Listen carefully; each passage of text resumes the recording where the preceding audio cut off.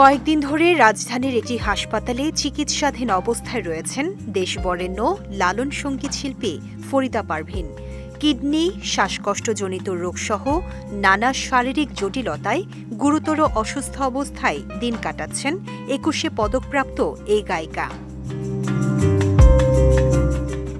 কয়েকদিন আগে শ্বাসকষ্টজনিত সমস্যা নিয়ে হাসপাতালে ভর্তি হন তিনি। শুরুতে তাকে আইসিইউতে রেখে চিকিৎসা দেওয়ার পর গত ৬ জুলাই ফরিদা পারভীনকে সাধারণ কেবিনে স্থানান্তর করা হয়। এরপর আবারও তাকে আইসিইউতে রেখে চিকিৎসা দেওয়া হচ্ছে।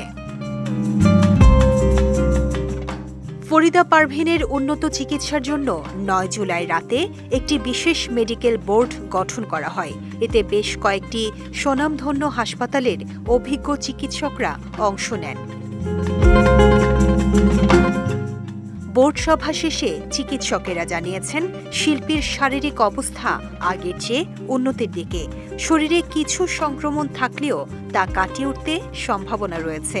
এই তথ্য গণমাধ্যমকে নিশ্চিত করেছেন শিল্পীর ছেলে ইমাম জাফর নোমানী।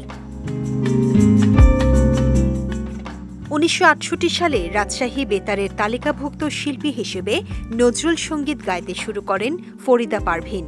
পরে ১৯৭৩ সালের দিকে দেশাত্মবোধক গান গেয়ে জনপ্রিয়তা অর্জন করেন তিনি।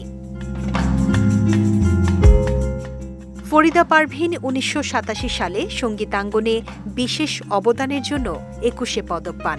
এছাড়া ২০০৮ সালে তিনি জাপান সরকারের পক্ষ থেকে ফুকুওয়াকা এশিয়ান কালচার পুরস্কারও পেয়েছেন। সেরা প্লেব্যাক গায়িকা হিসেবে জাতীয় চলচ্চিত্র পুরস্কারও অর্জন করেছেন এই কিংবদন্তি।